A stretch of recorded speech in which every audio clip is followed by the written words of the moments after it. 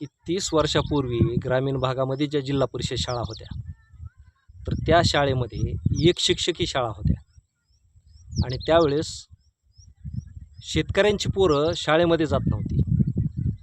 म्हणजे शिक्षणाविषयी त्यावेळेस आस्था नव्हती. शिक्षक लोक घरातून विद्यार्थी बोलून आणायचे. म्हणजे घरून पोरं एक एक जमा करावं लागायचा, त्यांना उचलून आणावं लागायचं. म्हणजे ज्यावेळेस विद्यार्थ्यामध्ये पालकामध्ये जागृती नव्हती शिक्षणाविषयी, तर त्यावेळेस सरकार शिक्षण घ्या म्हणून मागे लागलं होतं. आता पालक आणि विद्यार्थी स्वतःहून शिक्षणासाठी उत्स्फूर्तपणे चांगलं शिक्षण घेण्यासाठी धडपड करतायत. तर सरकार आता शिक्षण बंद करते. म्हणजे जे लोकांना पाहिजे, ज्याची गरज आहे ते सरकार देत नाही, आणि ज्याची गरज नाही ते करा, हे घ्या म्हणून सरकार मागे लागते. म्हणजे आता ग्रामीण भागामध्ये खरी शिक्षणाची गरज आहे. शेतकऱ्यांना त्यांच्या मुलांना शिकवण्याची त्यांची इच्छा आहे, अपेक्षा आहे, आणि शिक्षणासाठी आज शेतकरी स्वतःच्या जमिनी विकायला तयार आहे. म्हणजे शिक्षणाचं मूल्य आज लोकांना कळलं आहे, परंतु सरकार आता ते द्यायला तयार नाही. त्याचं काय कारण आहे? त्याचं कारण असं आहे की जेव्हा एखाद्या वस्तूची गरज आणि मागणी वाढते, तर त्यावेळेस त्याचं मूल्य देखील वाढलेलं असतं. म्हणजे आता काय झालं, शिक्षणाचं मूल्य वाढलं, आणि मूल्य वाढलं की त्याचं बाजारीकरण होतं, त्याचं व्यावसायिकरण होतं. हे भारतामधलं आत्तापर्यंतचं रूढ तंत्र आहे. म्हणजे जी वस्तू लोकांना जास्त पाहिजे त्याचा व्यापार इथं सुरू केला जातो. मग इथल्या लोकांना आता शिक्षण पाहिजे, तर सरकारनं लगेच त्याचं व्यापारीकरण सुरू केलं. आता एखाद्या व्यावसायिक माणसाने हे करणं योग्य आहे, पण सरकारच हे जर करीत असलं तर याचा अर्थ असा आहे की आता आपण लोकशाही राज्यामध्ये नाहीत, किंवा आपली लोकशाही कुणीतरी आता हिलावून घेतं आहे, खिळखिळी करतं आहे, असं समजायला हरकत नाही. आता तुम्ही बघा की जर सरकारी शाळा बंद पडल्या तर लोक कुठं जाणार? खाजगी शाळेमध्ये. खाजगी शाळा कोणाच्या आहेत? मोठमोठ्या उद्योगपतींच्या, व्यावसायिकांच्या, आणि नंतर राजकारणी लोकांच्या. म्हणजे ज्यांनी प्रचंड पैसा कमवला आहे त्यांना अजूनही हवा आहे की जास्त पैसा कमवायची. मग तो कुठून कमवायचा? की ज्या लोकांच्या गरजा आहेत त्यातून पैसा कमवायचा. मग सगळ्यात पहिली गरज आज कुठली आहे? शिक्षणाची. दुसरी आहे अन्नाची. मग आता ह्यांनी काय केलं की पूर्वी कसं होतं की आपल्याला बाजारातून सुट्टं अन्न आणावं लागायचं, गहू, ज्वारी, बाजरी. यांनी पॅकिंग सुरू केल्या. जी गरज आहे त्याचं कंपनीमध्ये रूपांतर केलं आणि लोकांमध्ये त्याच्याकडून जास्तीचं मूल्य वसूल करायला सुरुवात केली. म्हणजे इथं एखाद्या वस्तूचं महागाई कशी वाढते, किंवा एखाद्या वस्तूला अति महत्त्व प्राप्त करून त्याची किंमत कशी वाढवली जाते, तर ही अशी वाढवली जाते. मग ह्या पद्धतीने सरकार काय करायला लागले की आपल्याला शिक्षण आपल्यापासून दूर करतं आहे. कारण आपण सरकारी शाळामध्ये जाणं बंद केलं, किंवा सरकारी शाळा बंद झाल्या की आपण कशामध्ये जाणार? खाजगी शाळेमध्ये जाणार. आणि खाजगी शाळेमध्ये मग हळूहळू मागेल तेवढी पैसे आपल्याला फीस म्हणून भरावे लागणार. मग त्यातून काय होणार? ह्यांची आमदनी वाढणार. बरं, ते का असाना, परंतु त्याच्याही मध्ये इमानदारी नाही ना. तुम्ही खाजगी शाळा सुरू केल्या, दर्जेदार शिक्षण तुम्ही देण्याच्या नावाखाली करून लोकांकडून पैसे उकळायला लागले, परंतु ते बी इमानदारी नाही. कारण काय व्हायला लागलं? पेपर फुटायला लागले. काल नीटचा पेपर फुटला. आता नीटचा पेपर फुटल्यानंतर ते कॉक्रोच पार्टीवाले असतील, तरुण असतील, ह्यांनी मागणी काय केली की त्या शिक्षण मंत्र्याच्या राजीनाम्याची मागणी केली. का केली? तर आतापर्यंत 9-12वीच्या मुलांनी आत्महत्या केल्या. म्हणजे त्यांच्यावरती हा आघात आहे. एकीकडं तुम्ही शिक्षणासाठी पैसे वसूल करायचे, आणि दुसरीकडं त्याच विद्यार्थ्यांचे पेपर फोडून त्यांच्या मस्तकामध्ये दगड हाणायचा, त्यांच्या बुद्धिमत्तेवरती दरोडा टाकायचा, त्यांना अत्यंत खालच्या पातळीवरची वागणूक द्यायची. हे कुठलं शिक्षणाचं तंत्रज्ञान आहे? मग हे करणारं कोण आहे? सरकारच आहे. बरं, ठीक आहे की त्या मंत्र्याचा राजीनामा देणं तर दूर, चौकशीच्या नावाखाली ह्यांनी काय केलं की कुठल्या क्लासमध्ये पेपर गेला, कुठल्या विद्यार्थ्याकडे गेला, कुठल्या पालकाने विकत घेतला, बरोबर आहे की नाही, त्यांच्यावरती धाडी टाकायला सुरुवात केली. मी असं म्हणेन की जसं एखादा आजार शोधायचा असतो की नाही, तर त्यावेळेस डॉक्टर लोक काय करतात माहिती का? Colour doppler taste.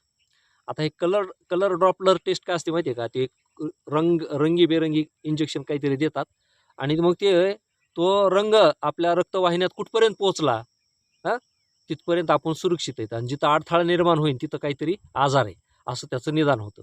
मग ह्यानी तेच केलं. नीट म्हणजे पेपर फोडणं म्हणजे काय, हे कलर ड्रॉपलर टेस्ट झाली. इंजेक्शन दिलं त्यांनी आणि मग काय झालं की त्याचे धागेदोरे जिथपर्यंत निघतील तिथपर्यंत उसवायला सुरुवात केली.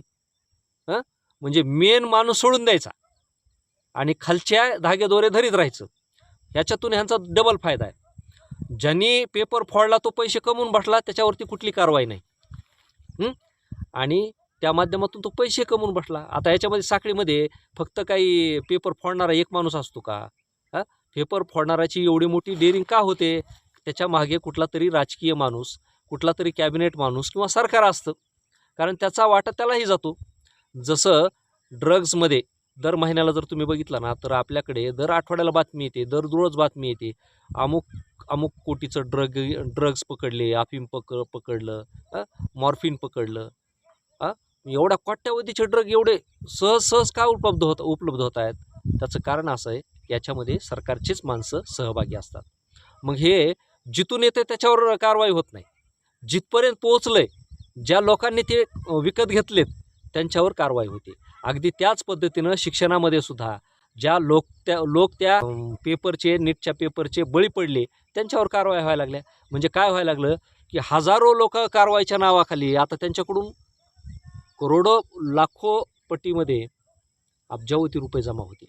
म्हणजे अगोदर यांनी पेपर विकून पैसे कमवले, आता ज्यांनी पेपर घेतला त्यांना त्याच्यामध्ये अडकून पुन्हा पैसे कमवायला लागले. म्हणजे दोन्हीकडून बी फायदा कोणाचा?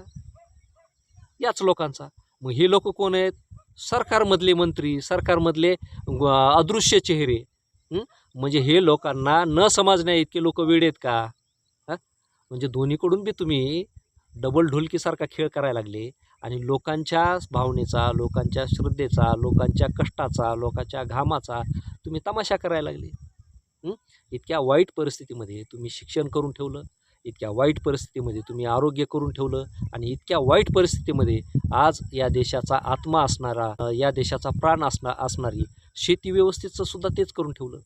अरे देश म्हणून, राष्ट्रप्रेम म्हणून या राज्यकर्त्यांच्या डोक्यामध्ये, मनामध्ये काय आहे का नाही? फक्त त्याचं गुत्त सर्वसामान्य माणसानेच घेतलं आहे का, या देशावर प्रेम आम्हीच केलं पाहिजे आणि तुम्ही लुटलं पाहिजे. म्हणजे इतकी हरामखोर जमात या राज्यकर्त्यांची आता अलीकडे आलेली आहे. म्हणजे ते क्रांतिसिंह नाना पाटील म्हणले होते बघा एकदा, ते म्हटले की या देशातले राज्यकर्ते जर एवढे नीच पातळीवरच्या मानसिकतेचे जर असतील, हे जर मला आधीच माहीत झालं असतं तर मी इंग्रजांचे बुटासकट पाय धुवून पिलो असतो, असं नाना पाटील त्यावेळेस म्हटले होते. म्हणजे याचा अर्थ असा आहे की हे जे संधी साधू, कपटी लोक सत्तेमध्ये येतील याची कुणकुण स्वातंत्र्यासाठी झटणारे माणसं आहेत, ज्या हेतून ह्या देश स्वतंत्र केला त्यांना सुद्धा लागलेली होती आणि आता तर त्याचा अतिरेक झालेला आहे असं म्हणायला हरकत नाही. मित्रांनो, 30 वर्षापूर्वीचं शिक्षण आज अनेक लोक जे 30 वर्षापूर्वी पहिलीला, दुसरीला, चौथीला असतील त्यांनी थोडंसं आठवा. 30 वर्षापूर्वी आपल्या गावातल्या शाळा कशा होत्या, आपल्या गावातले शिक्षक कसे होते, त्यावेळेस शिक्षणामधली गोडी कशी होती, त्यावेळेस शिक्षणाविषयी तळमळ कशी होती. म्हणजे विद्यार्थ्यांना जरी त्याची गोडी नसली तर ती गोडी लागावी म्हणून शासन, प्रशासन, शिक्षक सगळे एक जीवानं काम करीत होती. कारण हा देश माझा वाटत होता, हे गाव माझं मला वाटत होतं आणि हे विद्यार्थीसुद्धा मला माझे वाटत होते. ही आपलेपणाची भावना त्या काळामध्ये प्रत्येकाच्या मनात होती. परंतु आज आपलेपणाची भावना माणसाच्या मनातून पार पुसलेली आहे आणि त्याला उद्रूप करण्याचं काम जर कोणी केलेलं असेल तर या देशातल्या राज्यकर्त्यांनी केलेलं आहे. या देशातल्या राज्यकर्त्यांच्या पॉलिसी आणि योजनांनी लोकांवरती एवढे अत्याचार केलेले आहेत की लोक आता या गोष्टीला विटलेले आहेत आणि त्याच्यामुळं त्यांच्या भावना, त्यांच्या आपुलकी, त्यांचा स्नेह पार आता गळून पडलेला आहे. मग हेच आजकाल जे सगळं होतं आहे ना, तर त्याला कारणीभूत फक्त राज्यकर्ते आणि या देशाच्या सत्तेवर येणारे सत्ताधारी आहेत असं म्हणायला हरकत नाही. धन्यवाद.